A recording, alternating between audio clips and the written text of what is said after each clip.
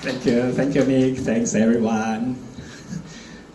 Thanks for having me here. So I'm CC. I used to be working EF, building stack prototype, and later ZK applications. It's like no better than today to describe what my past work was. I was the cloud code for EF. So today we're going to talk about when I realized okay, I'm the cloud code of EF, then am I sentient now? And how do we even do software programming in a world full of AI and AI coding? So that's the story today.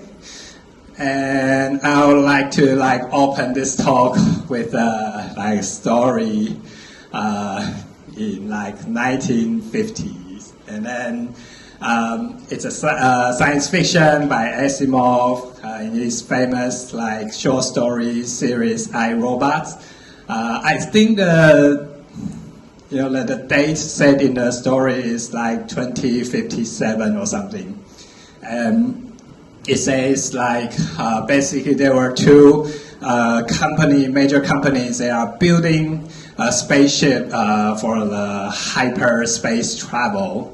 But the thing that two companies like OpenAI and Anthropic, and then one company failed, but the other company, they kind of successfully built some computer called Brain, and this is when Asimov wrote this is before the time we had computer, the Turing machine was 1940 something, and 1950 Taiwan was still don't ask. And so the Brain the computer, it designs a spaceship but there are some problems, and the company sent two engineers to investigate it, and they enter a spacecraft, and then they see no controls, no beds, no toilet, no nothing, just nothing. And then the ship just set off. And then when I read this story, we're kind of, I feel we're kind of living in that kind of world today. Computer designs something it could be software today, but in the future it could be anything, right? And then it's computer handles all the designs and implementation, and no human was in the loop and was involved, and it's kind of scary, but it's kind of where we are. And but as we'll see in today's presentation, we have some way to handle it. So so in this talk, I'll mention three things. First is my personal experience in picking up Liang programming language, and then we'll do some case studies on formal verification today. How I'll show you some cool projects people are currently building, and then what it means to Ethereum software in general. And I hope after this talk you can get a feeling what doing math proving with code feels like, and why is it relevant to software programming. So here we go. Why the hype? Why are everybody is talking about Liang right now? What's happening? So formal verification has been there since forever. It's 60 years kind of paradigm, but I feel very sorry for Isabel, Rock, and Cork communities. They've been here forever, but they didn't get the attention they deserved. But Liang kind of took all the credits. But if you try both, I think Liang has very has better user experience if you actually try to prove things with them. So first, so I think the whole narratives of using Lean, I'll boil it down into just three stupid reasons.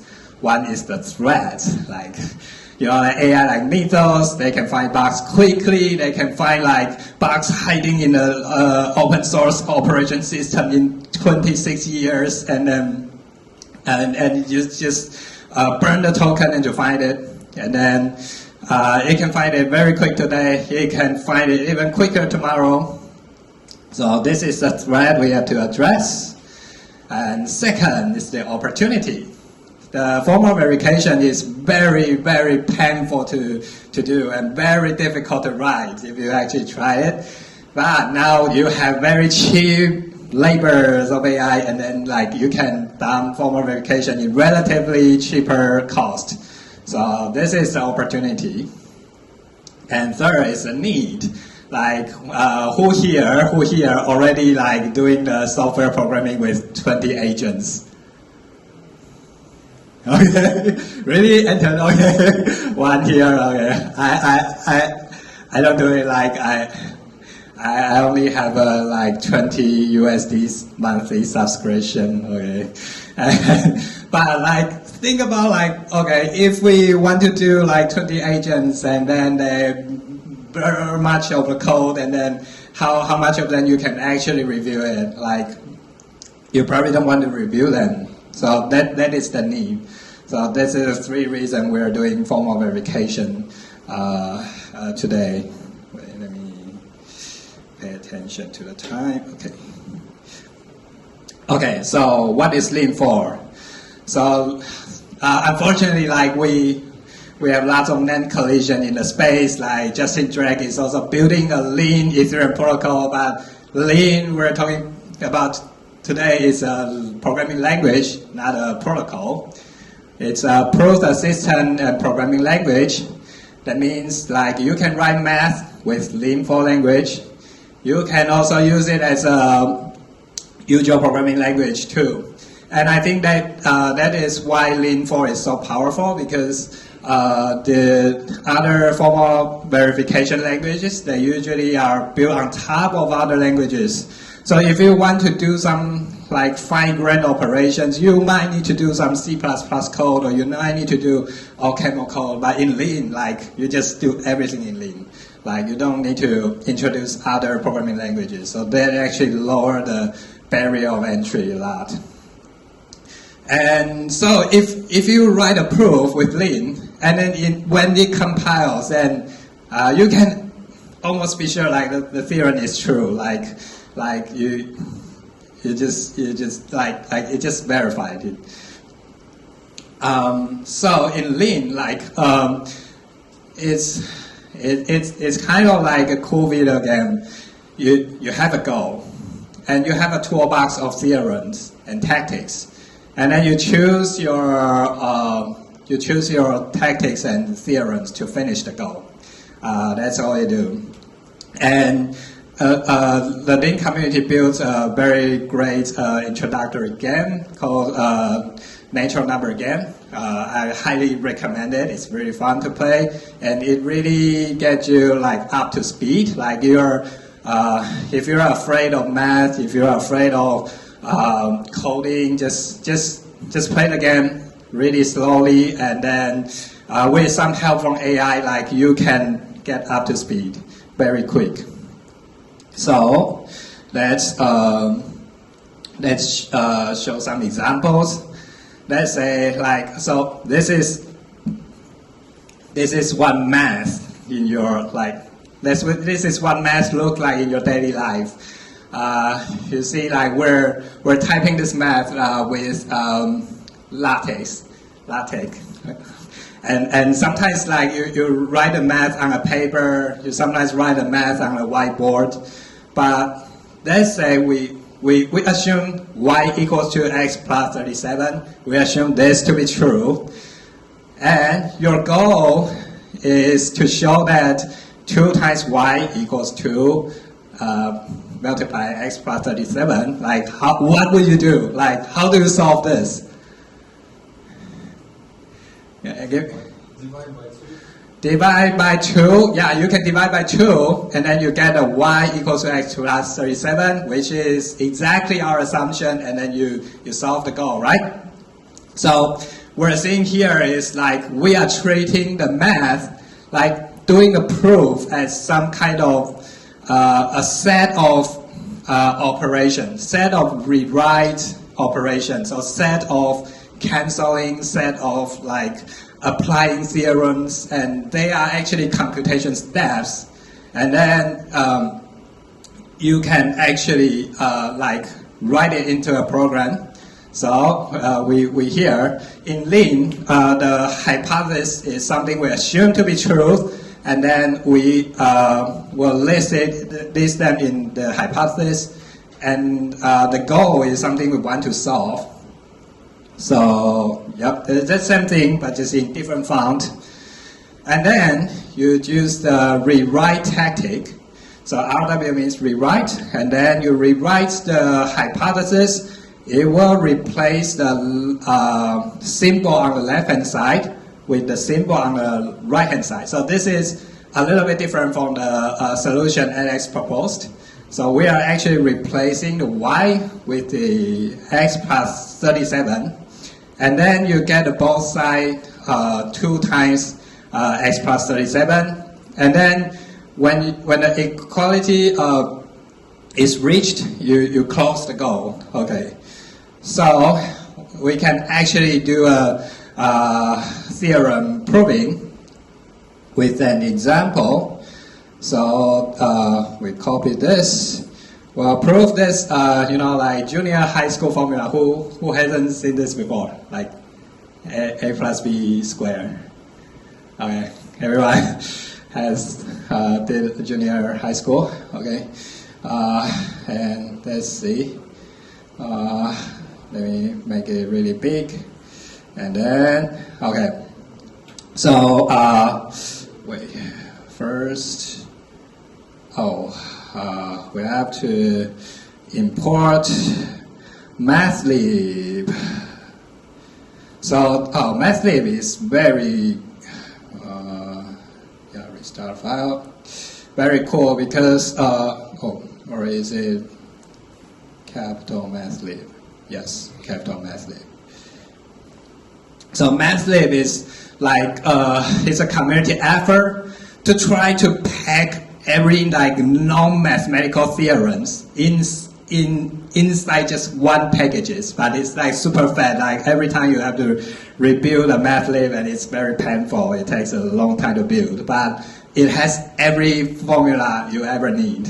Okay, and then now we have this custom like my add square theorem we want to prove. The left-hand side is a plus b squared, and the right-hand side is the expansion, a squared plus 2 times ab plus b squared. And here we have a sorry.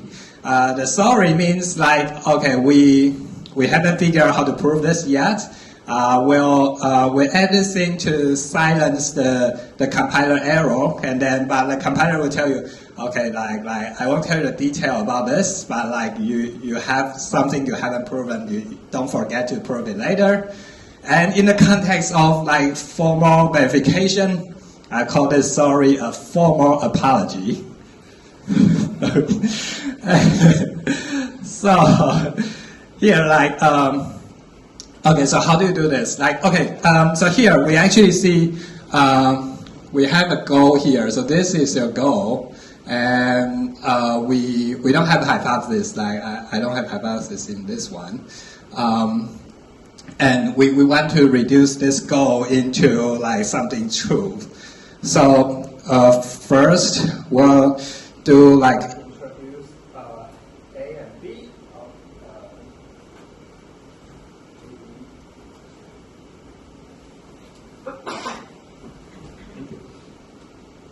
AB. So this is kind of like a tedious step to introduce. Okay, we're introducing variables into our game board.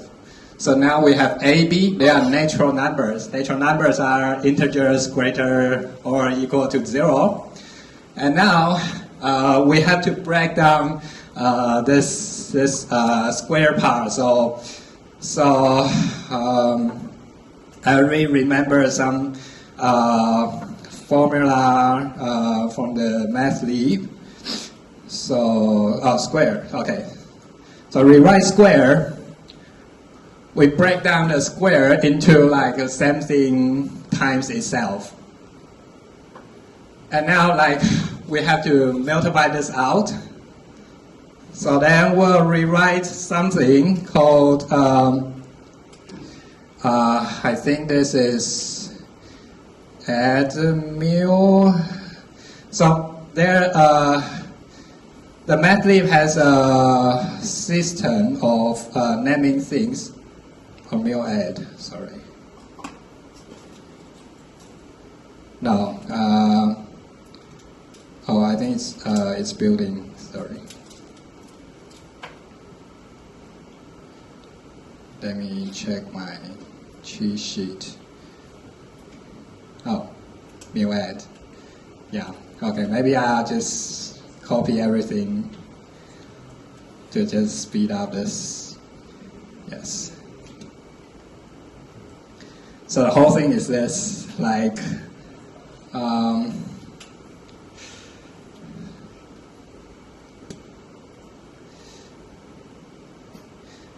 it takes some time to build, but the point here is when we are trying to use a set of steps and to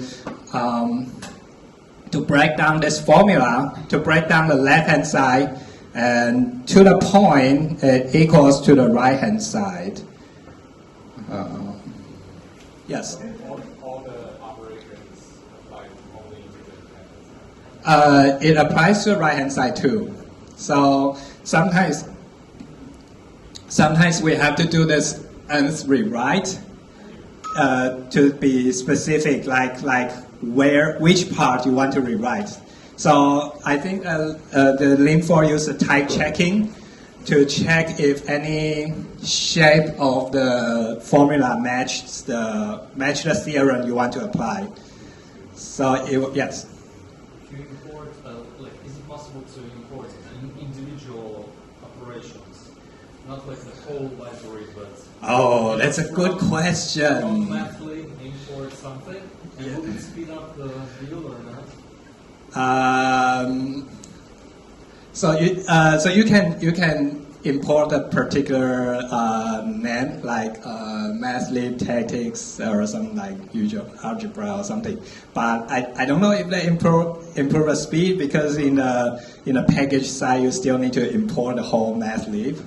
There's no way to I just want part of the mathlib, it just needs everything. I think they made some technical choice that might not make sense in the usual software sense, and also it seems there's no way you can lock the version of mathlib. It always loads the latest version of mathlib and leave. Oh yes, you got to suffer from a lot of breaks.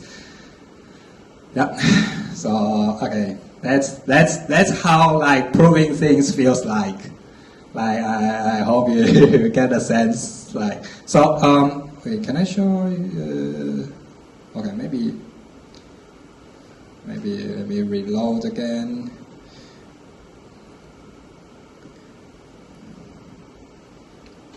Okay, let's give up this. Anyway, at the end you'll see a goal cleared, and that's very dopamine fitting. So my experience. So first I did a natural number game. So when you go to the website, it looks like this. It's like Mario stages. There are different worlds, different stages. Some about addition, some about multiplication. You have to prove things about natural number, you have to construct it from the piano theorem or something. And then the inside the world, it looks like this. You have a goal here. You have objects and hypothesis here. You have a bunch of tactics in your toolbox, and then you just apply them, execute them, and then you get you clear stages.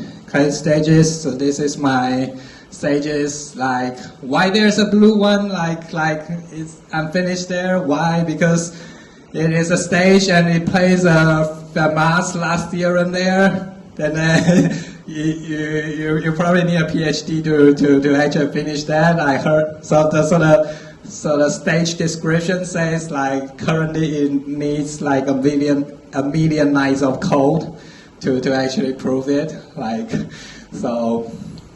Very scary. So after natural number games, and I also tried lots of other games, like people are building new games there.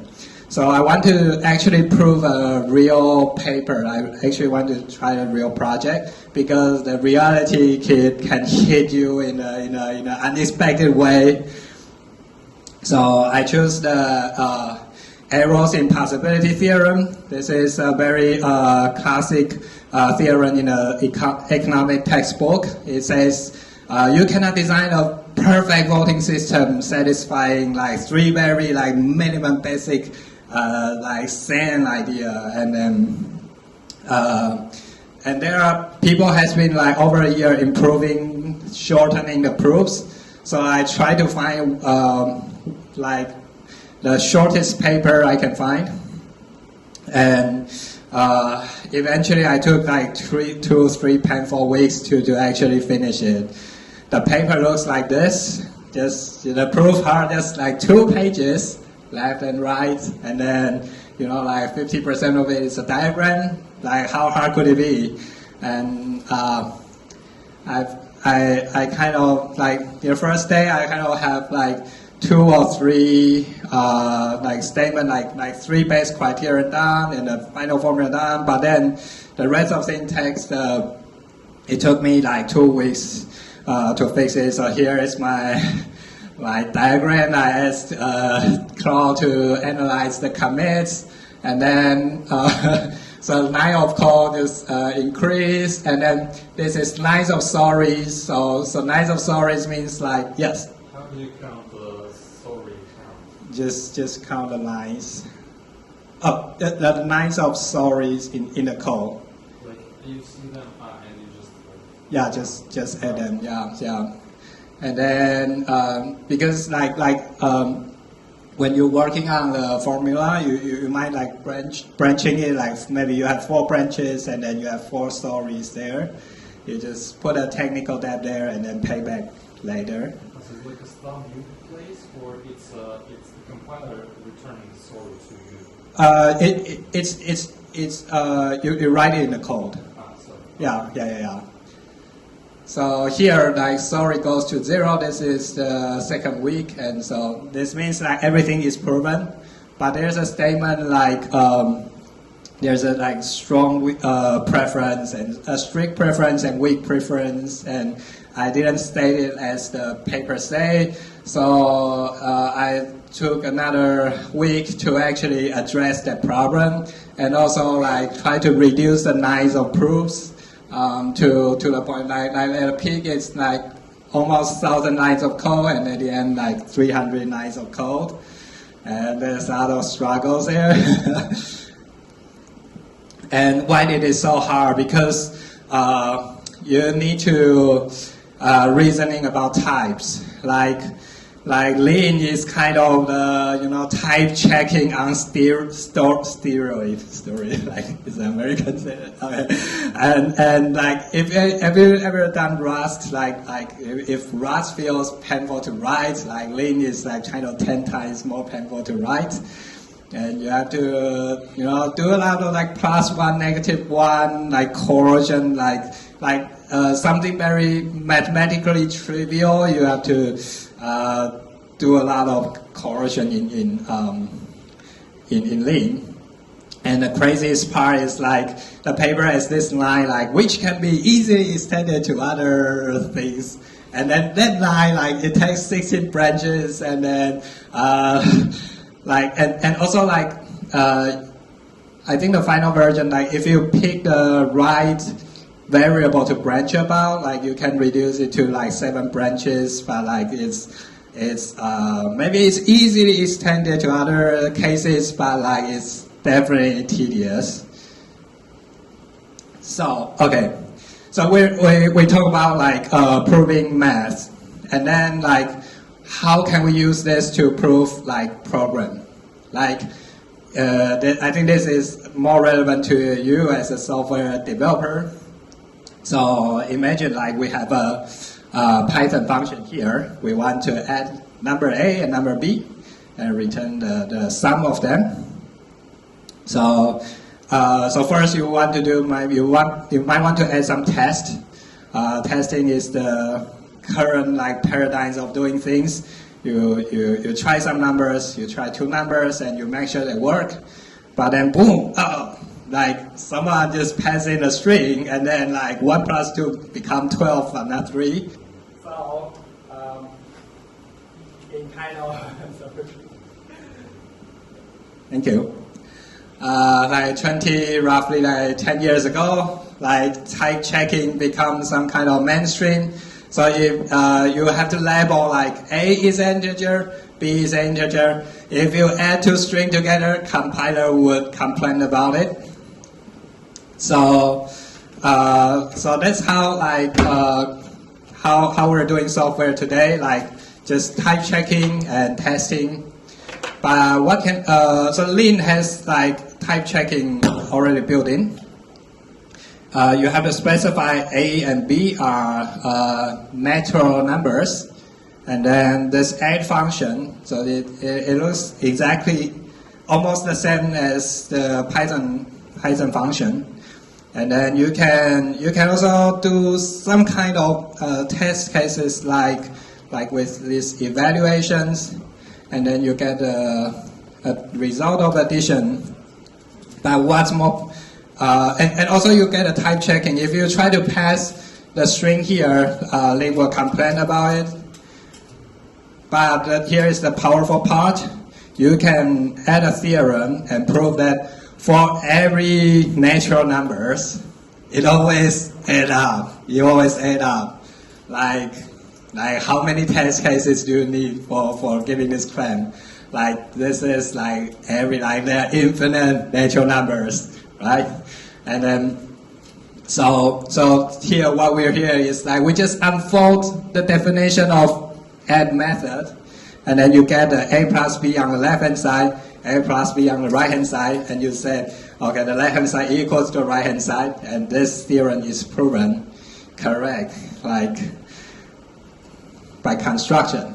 So this is how we can prove a program is correct. There are more horrible things like I didn't introduce here, like Hoare logic or something like. There are more advanced things, but like they're saved for future. Okay, so here we finally can talk about some cool case studies. So the first case is LeanZip. This is how, if you want to build like 20 agents and like using like coding in Lean and then proving the software is correct. Like this is the case study you should dive into. So LeanZip is Lean implementation of a compression library. Originally it was written in C, but the author King, they kind of use AI to re-implement it into Lean 4 version and add a theorem to prove its correctness. So in compression library, I think the biggest threat is the zip bump. So if there's a zip bump is something like, let's say you receive a RAR or zip file on an email, and you just unzip it on your computer, and then your computer just crashed, hanging there, freeze, because like it kind of unzipped unlimited amount of data, and then kind of like crash your storage. So here, like what the guarantee we want is actually, if you have something, you have a data that is less than this max output, so this is 1 gigabyte. If you get a raw data and you compress it and then decompress it, it always go back to the same data. Like this one, like there's no chance for zip bump. And you know, in the zip library, there are many different kind of compression algorithms, and this proof, so this theorem will have proof dedicated to other proof for each individual algorithms. And so this is okay. One very powerful part about like software proving, like I forgot to mention, is that proofs are composable. Like if you prove A component is safe and B component is safe, you can combine these two proofs in a third proof. You can reuse the proof, but you cannot reuse the test cases. Like proof you can composite, and then so the whole software is kind of like rely on this main theorem to make sure like everything under 1 gigabyte will be compressed safely. But like, okay, we have to be skeptical, like like claims like this, like, okay, then does that mean the software is bug free? Someone actually like very skeptical and actually took the challenge and tried to find more bugs. They did find no memory vulnerabilities, but they actually find bugs in Liang's runtime, and also like some other parts in the software didn't protect it by the proofs.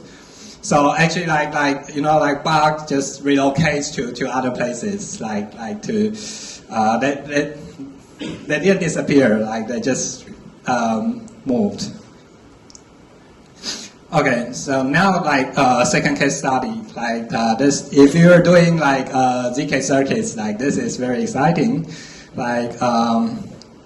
So this is by ZK security team.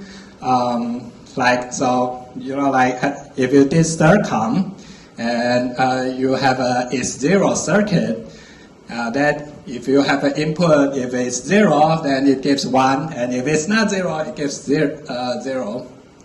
And STIRCOM code looks like this. It's very, every variable here is like finite field elements. And it's very error prone. Like one mistake here can like cost you last millions of dollars. But in Liang, like you can express the second circuit like this. But this is not a powerful part. The powerful part is so the main is the main function here is your main algorithm. And then you put them into this circuit object. But here you have to, first you have a spec here. This spec tells you what this function, this algorithm actually do. Like this, you know, like this algorithm is about like testing if an input is 0. But if you see the content of the algorithm, you cannot see that kind of statement. But this is the guarantee the result you want the algorithm to perform. And then you have to attach two proofs, soundness proof and completeness proof, so that you make sure like every possible inputs and outputs, like they will not break soundness and completeness. So I just expand the ... with the actual proof. Like that looks like this. Content is not important, but like it's kind of you feel like okay, this circuit security problem is solved. It's solved. Like you can actually prove you write a secure, like correct circuit, like bug free, right? And also, okay, this is the other exciting part. Like sometimes your circuit security depends on which field element you are using. So sometimes your security depends on a big field, and this usually when you audit the circuit, like this is always forgotten. But in a clean project, you need to satisfy the property, given a size of the field element, you need to prove the soundness and completeness for it. So, questions so far? Okay. Yes.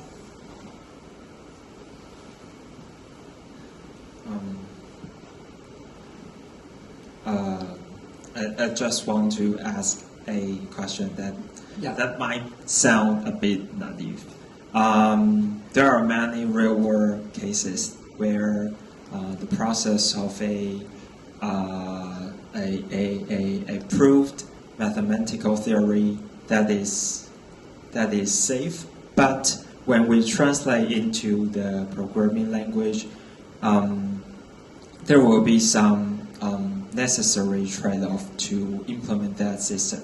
So the question will be, suppose that we have built a system and want to write a formal verification of it by Liang. How can we ensure that that formal verification is equal to this system? Oh, that's a very good question, and I partial answer to this. So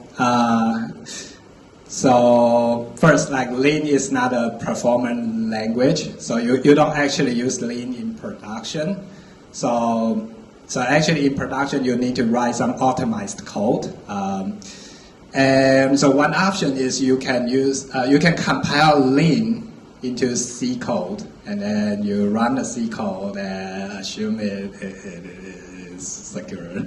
And then the second is you kind of write a Rust code, like for performance, and then you kind of prove that your Liang code actually makes your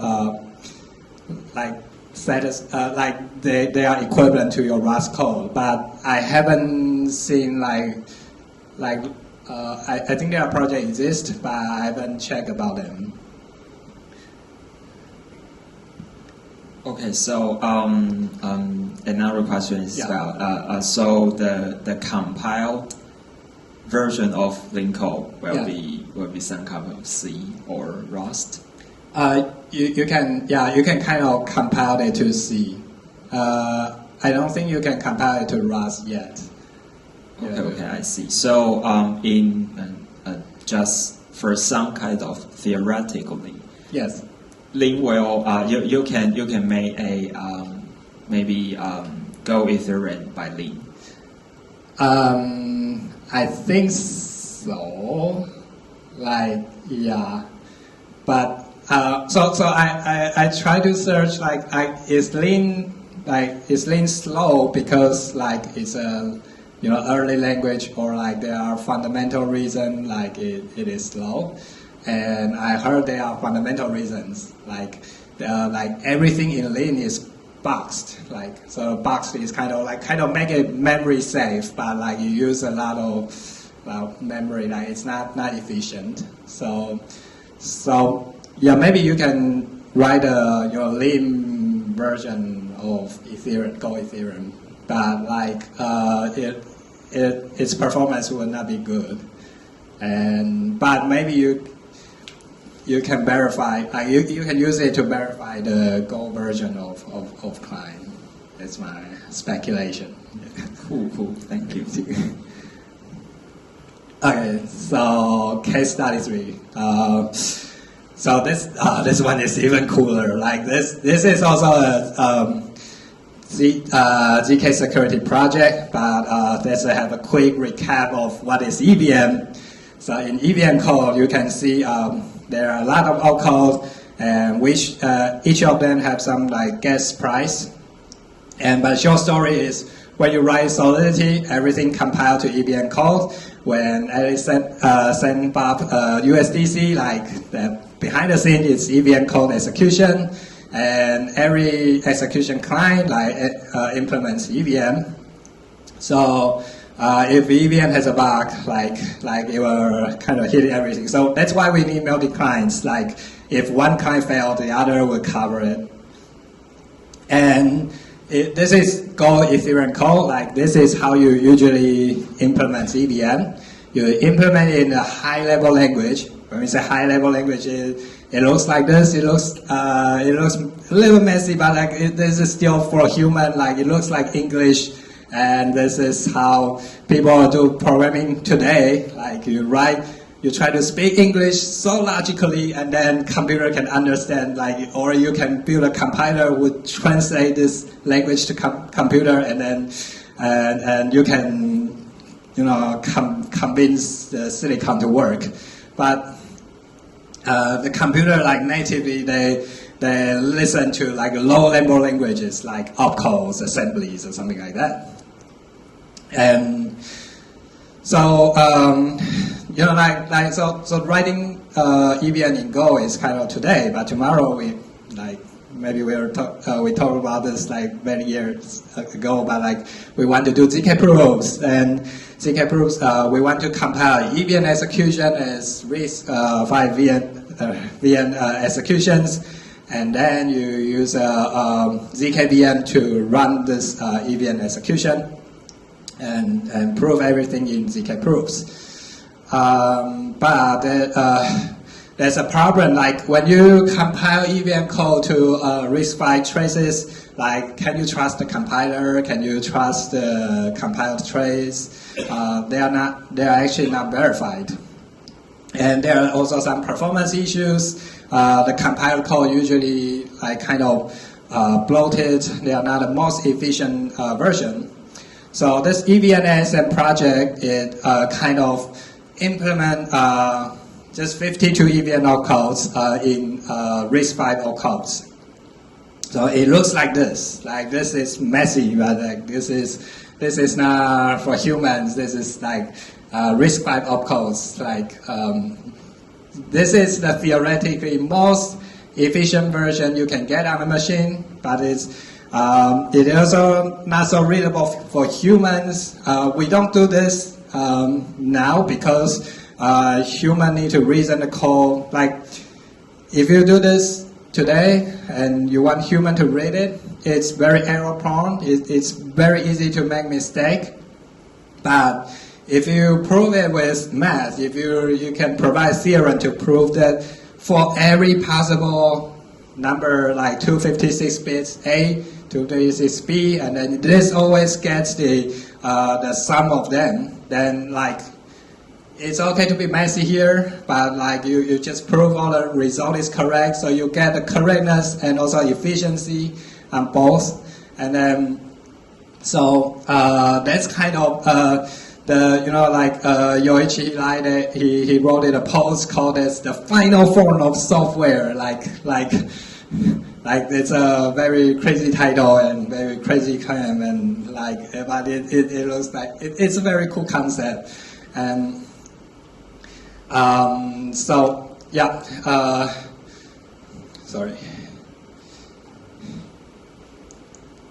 Yeah, so okay, we reviewed like 3 projects, and then we see like how like mathematical proving can give you like what can you get both the efficiency and security from the math proofs, and then you can delegate things to AI, and then like what's the role for human, like what do you actually do? And so this is a paper from our Japanese friend Bundy, and he kind of devised an algorithm and then to so like in link code you have theorem depends on other theorems. You have a graph of theorems, but with the graph of theorems, how many of them needs actual human review? Because most of them are actually like type. They can be checked with type checkings. But if there are definitions or theorem statements, they need to be reviewed by humans. And for proof-heavy libraries, like 95 to 99% of proofs needs no human review, which means you only review 1% to 5%, and that means your review time can scale 20 times, right, or 100 times. Depends how much less code you need to review. And so this is kind of optimistic, you just ask AI to write everything and write the proofs to guarantee the correctness, and you just review the 1% of the math code, and then that's a productivity boost. And then the bug will relocate. They will relocate to specs. They will be relocate to supply chains. Trusted computing base. They'll go to the Liang library. They will go to any composition boundaries. But it's easier said than done. It's actually very painful. But think about 1 year from now, half years from now,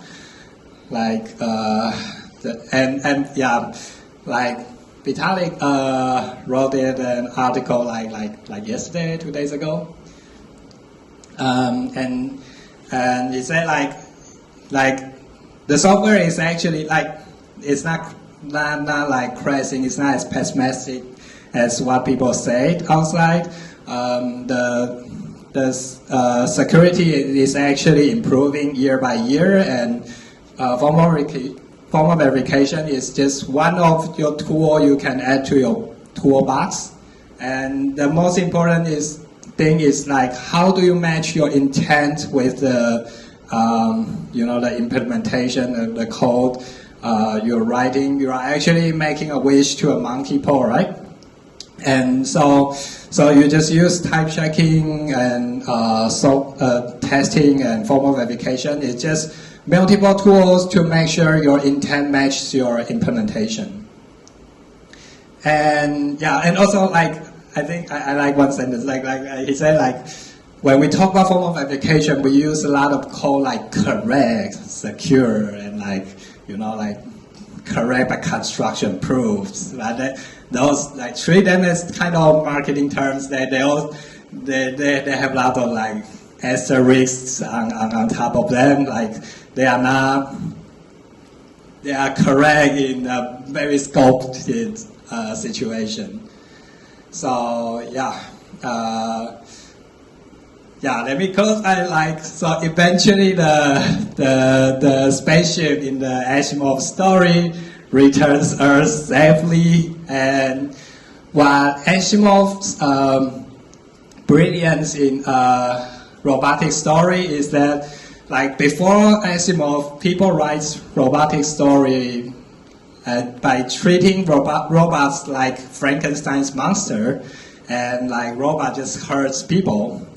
But Asimov turned it into robot actually follow some rules and actually they kind of protect people.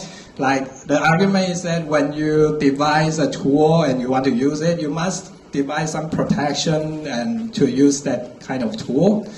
And so I think the Liang here, formal verification tool, is kind of when we need to scale our coding production to 20 agents, we need this kind of protection to make the scaling safe.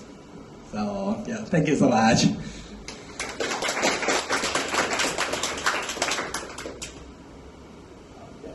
you please show slides 53 and 54 again, because it feels like Feels like there is something important and you skip them very fast. Yes.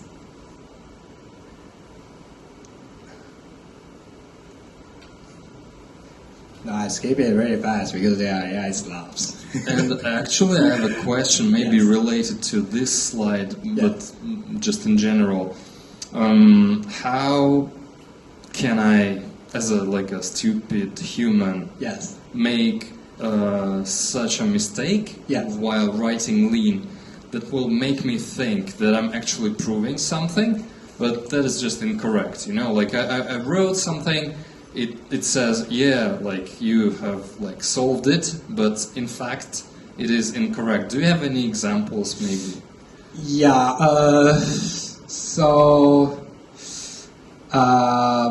I don't have a coding example, but usually it's a misstatement in your theorem statements.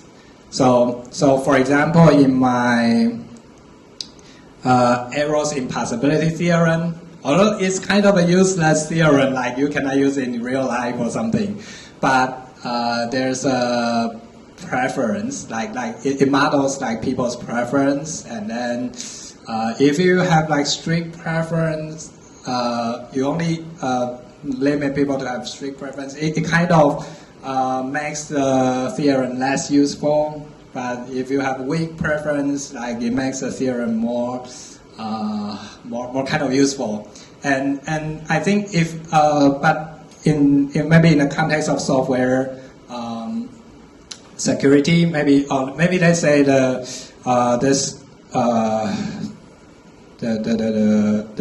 zip one. Okay, so here like this theorem needs to cover every compression algorithms you have. If you miss one, then one is unprotected. And then I think that is something like you might miss in practice. Like if you have 20 algorithms, but you only protected 19 of them. Okay, Did I I answer the have question? one more question. Yes.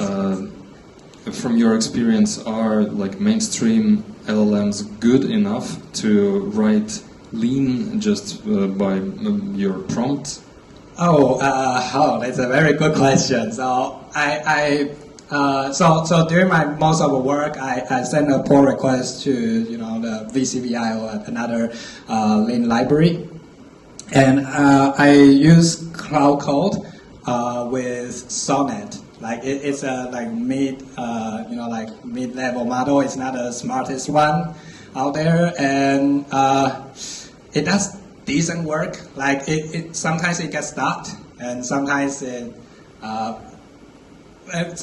takes a long time to think. Maybe I can't actually tell if it's stuck or maybe it's just reasoning. But I didn't I didn't know. But I haven't used local LLM. Like I heard Vitalik say there's a lean straw, like it's a local LLM. It could do decent work, but I think it's not yet like for complex work. It's not like one shot. You can one shot it with a prompt. Thank you. So in previous pages, Yes. you mentioned like the Lean Atlas report. Yes. 90-something percentage Yes. groups need no human review.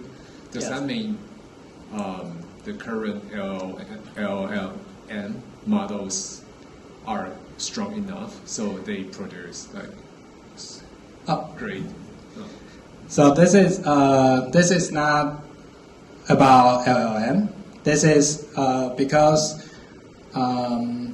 when you let's say you have an A theorem and it consumes B theorem, Yeah. and then if B theorem is only used in a proof, it's only used in A theorem's proof. So you don't actually have to check B theorem because the lean type check will handle the proving process. Oh, okay. So this is not about the capability of LLM. This is about type check. How much can you trust the type checking? and the Mathlin library. Oh. Yes. So is it just because of the composition? Like you don't need to check something that is already have been proven valid, and if something is made out of that, this is the reason why you don't need to check the result. Yeah. Or if it can be covered in type checking. Okay, maybe let's say you have a theorem depends on B theorem and depends on C theorem. Maybe you need to check the statement of A and statement of C, but the B in the middle, it's like purely depends on C and purely depends on A. You don't really need to, you don't care about what B actually written because it's type checked by Liang's compiler. It's like something in the middle. You don't like if it's wrong, the compiler will report like there's an error. Yeah.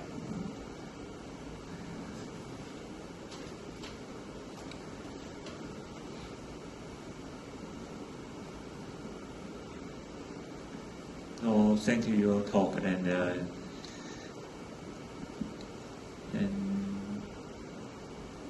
think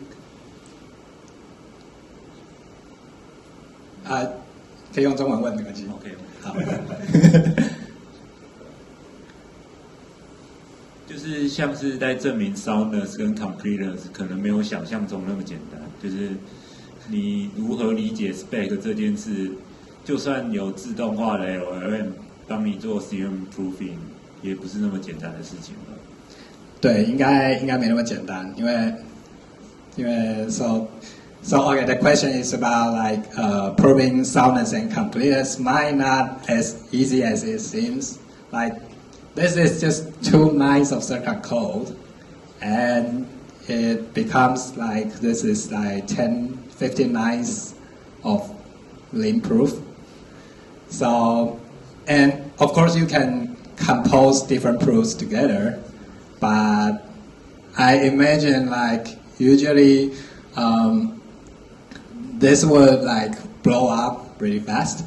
But the cool thing is about like, so I learned a term called like proof engineering. Like how do you write very efficient proofs? Like you can actually like if you if you find the right abstractions of code, right abstraction in math, and then you can turn a very mathy proofs into a very clean and short proofs.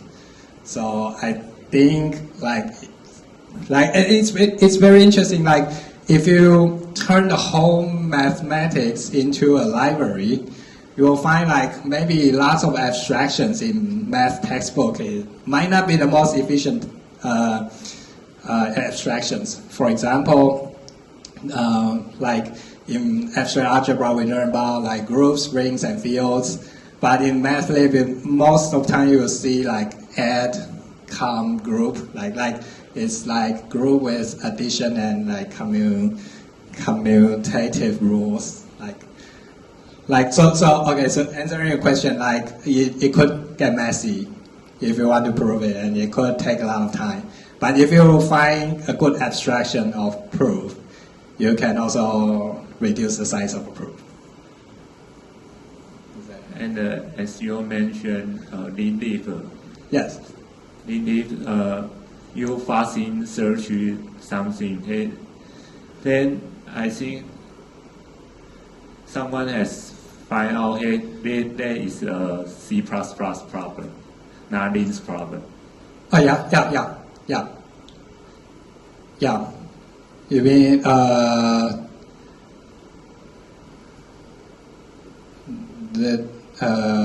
this one? Yes. Fuzzing search. Yeah. C++. Yeah. So if Liang change its kernel to Liang self, so it will not be happen anymore. Okay. So let's talk about Liang kernel, and you will not get this trouble from other languages like C++ and something else. Sorry, I didn't understand. I did. 就是你 implement 那个Liang他们那边有开始在做 trust kernel， 就是各种语言的 trust kernel， 然后就可以，如果这边错的话，你可以用其他语言的 implement 的 kernel 去 check 它，确保如果很多的 kernel 都是正确的话，那你就可以说，你就可以用它的 kernel 也很短，大概5000行程式就可以确保它的 kernel 的正确性。对，有okay, let me show you. Arena, link kernel arena, this one. Yeah, so the one you mentioned, like 5009, is the I think it's a Rust kernel, like Nanoda, this one. So the type checking, like so in Liang, like there's a very core piece of software called kernel, and all the type checking correctness depends on the kernel. If kernel fails, then your type checking might fail, and some bugs might slip you. Thank you. And so to solve this problem, like this is like exactly like if there are multi-client structure, like there are multiple implementation of Liang kernel in different languages. So if one kernel has problem, like it will be detected by the other kernels. And there are actually one instance detected by this Nanoda.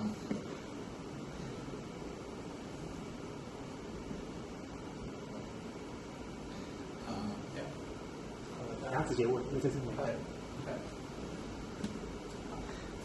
It's not a question. I just want to supply something else. So you just mentioned that if we all newbies can use LLMs to assist in our Liang coding, and you can check Terence Tao Zhen's blog post, and there is a project called what's that? The Equational Theories project is all open on GitHub, and a lot of the contributions there are being done by top-level LLMs. So it's doable, and people there they all credited their contributions as assisted by LLMs, written by hand, or etc. etc. And it's a very good learning ground for you to try to get yourself hands on good taste of Liang projects. And by that, I recommend using top level, although it's a bit expensive, $100 US dollar, like GPT 5.5 Pro things. It's been proven on Twitter. You just search for hashtag that can write very good or be a very good assist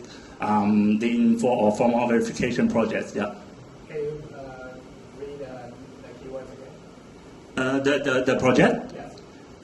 Equational Theories project. Yeah. You might want to check the GitHub. Thank you. Thank you so much. Maybe I missed it, but is there any kind of tool or like a language where you write something? Let's say you're writing a program, and at the same time you prove that it is like.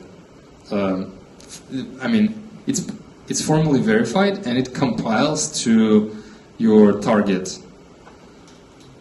Like, I don't know, whatever. Like maybe an EVM or the normal computer assembly or something like that.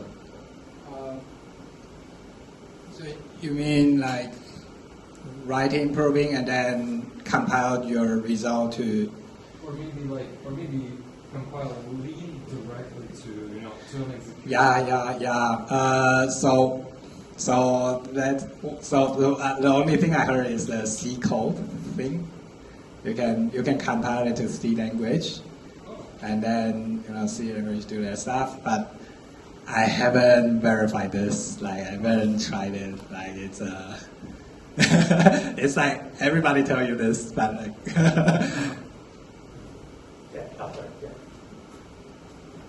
So just follow up the question. So if the Lin4 is compiled to C, do we have to trust the compiler in C? I think so, yeah. Thanks.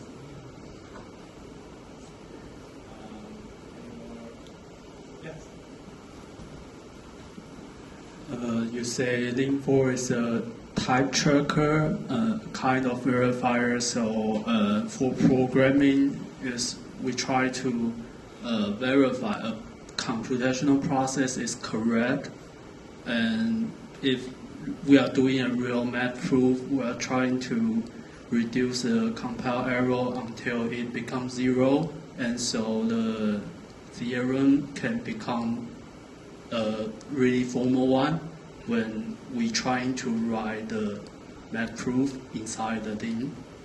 Is it kind of this process, or?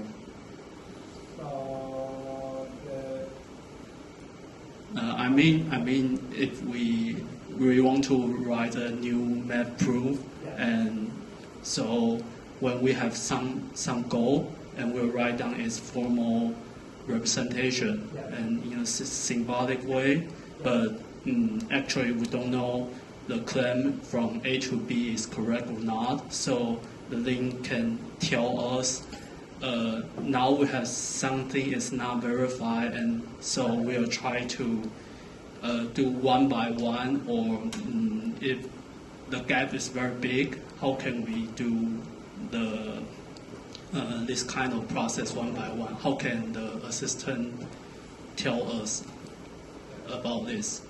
Okay, so for what I know, like Lin will not tell you like how far you need to go from to make your proof from not proved to being proved. But I think that is where LLM comes in to help you finish that proof. Lin just tell you, okay, this claim is not proved yet. It's like usually like you might have some stories in the theorem. Does that answer your question? I mean, some of the formal math theory will have some scope. We have premise first, precondition first, and so we can know the type we want to compute is correct or not, or we really face this process to become the final symbolic representation we want. But if lots of type, I mean, if some of the type cannot be represented properly in some field, and we want to write a new one, or we want to approach it, so we need to do from goal and backward, or from some known theorem and try to proceed to our goal. I mean, if we writing a new thing, which direction is more easier way you think to do such thing? I think it depends on it's case by case. Like sometimes it's easier to like go back from your end goals and prove backwards, and sometimes it's easier to go back from your like maybe the types and then reach to the goal. And you can also do both. Usually, like you probably want to start your project with your goal and lots of intermediate goals, and then just don't prove them yet. Just say sorry, and then I think it's similar to what you do software programming now. Like you probably need to design a lot of functions, or like let's not say UML, but like lots of different classes, and then you do kind of interfaces, and then you implement that interfaces.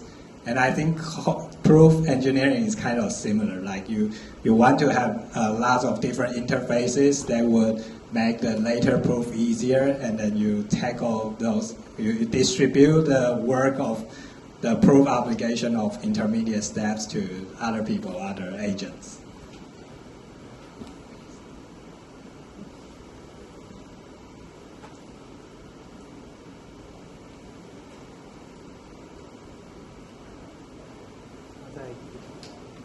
Okay, thank you so much.